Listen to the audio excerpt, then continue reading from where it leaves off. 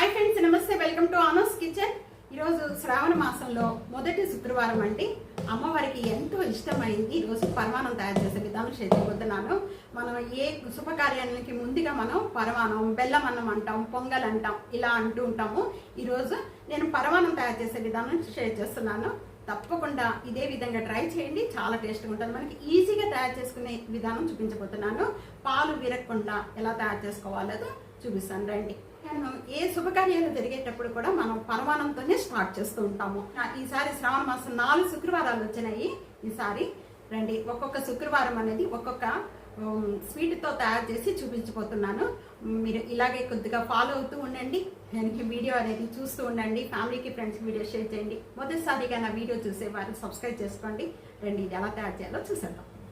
ముందుగా అమ్మవారికి పరమాణం తయారు చేసుకోవడానికి మీ దగ్గర ఇత్తడి ఉంటే ఇత్తడి వాడండి. ఇత్తడి లేకపోయినా పర్వాలేదు, స్టీల్ది కానీ లేకపోతే మందమైన గిన్నె తీసుకోండి. పరమాణం తయారు చేసుకోవడానికి తీసుకొని కొద్దిగా 3 ప్లేస్లో 3 సైడ్లు ఇలాగ కొద్దిగా పసుపు రాసి కుంకుమ పెట్టుకోండి. కుంకుమ పెట్టేసేసుకొని ఇవి తీసుకోండి. ముందుగా మనం పరమాణం తయారు చేసుకోవడానికి నేను ఇక్కడ 1 కప్ అనేది రైస్ తీసుకున్నాను. ఈ రైస్ అంతా కూడా మనం ఇప్పుడు బౌల్లో వేసేసుకోండి. బౌల్లో వేసుకొని ఈ 3-4 టైమ్స్ వరకు కూడా వాటర్ పోసి బాగా ఈ విధంగా 3-4 టైమ్స్ వరకు కూడా బియ్యాన్ని కడుక్కున్న వాటిలో మొత్తం కూడా బియ్యం మునిగేంత వరకు కూడా ఈ వాటర్ పోసేసుకొని దీన్ని సైడ్ పెట్టేసుకోండి. మనం పరమాణం తయారు చేసుకోవడానికి ముందుగా పాలు అనేది పచ్చి తీసుకోవాలండి. మామూలుగా కాచిన పాలతో చేసుకోరు ఎవరు కూడా. ఫస్ట్ పాలు అనేది పొంగించుకున్న తర్వాతే మనం బియ్యం కడిగిన వాటిని వేసి వండుతాం. అది అండి పరమాణం అంటే. పచ్చి పాలు మనం తీసుకుందాం.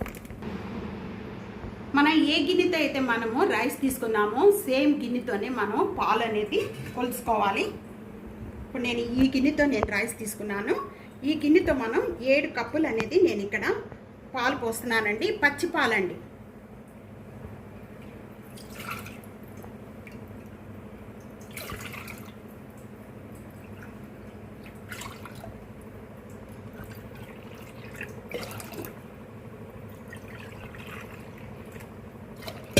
ఇక్కడ 5 కప్పులు నేను తీసుకున్నాను. ఇదే కప్పుతో 2 కప్పులు నేను వాటర్ యాడ్ చేస్తున్నాను. మొత్తం కూడా మరి పాలతో కావాలంటే మీరు పాలతో చేసుకోవచ్చు, కానీ కొద్దిగా వాటర్ కూడా కలిపితే బాగుంటుందండి పొంగలు. అచ్చంగా పరమాణం అనేది ఉట్టి పాలతోనే కాకుండా కొద్దిగా వాటర్ అనేది యాడ్ చేసుకోవాలి. కానీ నేను 2 కప్పులు వాటర్ యాడ్ చేస్తాను. మొత్తం కూడా 7 కప్పులు అయినాయి. ఇది మనం స్టవ్ మీద పెట్టించుకొని 2 పొంగులు వచ్చే వరకు కూడా పొంగించుకోవాలి.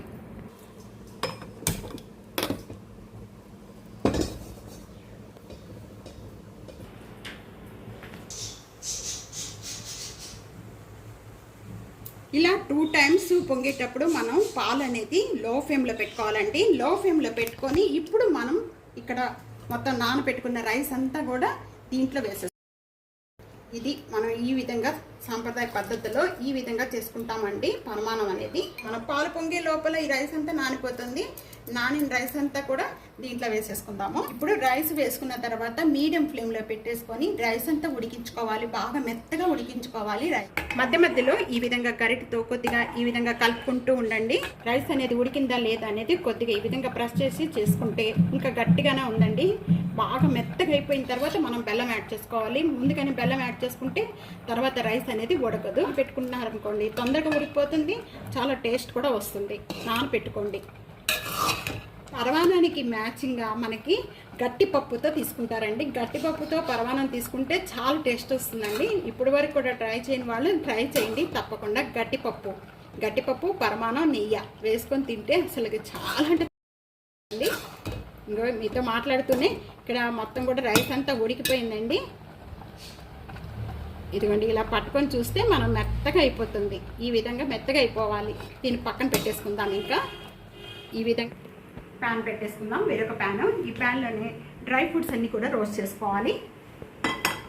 ఇక్కడ నేను ప్యాన్ అనేది లో ఫ్లేమ్లో పెట్టానండి. మనం చక్కెర పొంగల్లాగా నెయ్యి ఎక్కువగా యాడ్ చేసుకోకూడదు పరమాణంలో.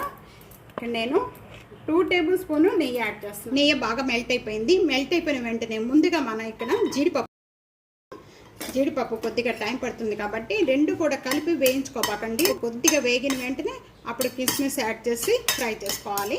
జీడిపప్పు హాఫ్ రోస్ట్ అయిపోయాయి. ఇప్పుడు అయిపోయిన తర్వాత మనం ఇక్కడ కిస్మిస్ యాడ్ చేసుకుందాం. దీనిలోనే ఈ కలర్ వచ్చిన వెంటనే కూడా ఈ కిస్మిస్ యాడ్ చేసుకుందాం. ఈ కిస్మిస్ యాడ్కి ఎక్కువ టైం పట్టదండి, ఇవి తొందరగా వేగిపోతాయి. ఇక వేగిపోయిన వెంటనే కూడా ఇంకా మనం దించేసుకుందాము.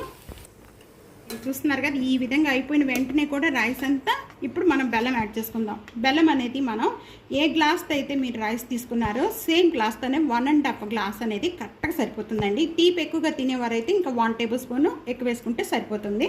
ఇక్కడ నేను బెల్లం పౌడర్ యాడ్ చేస్తున్నాను. ఇక్కడ బెల్లం పౌడర్ యాడ్ చేసిన వెంటనే కూడా ఇదంతా ఒకసారి బాగా కలుపుకుందాము.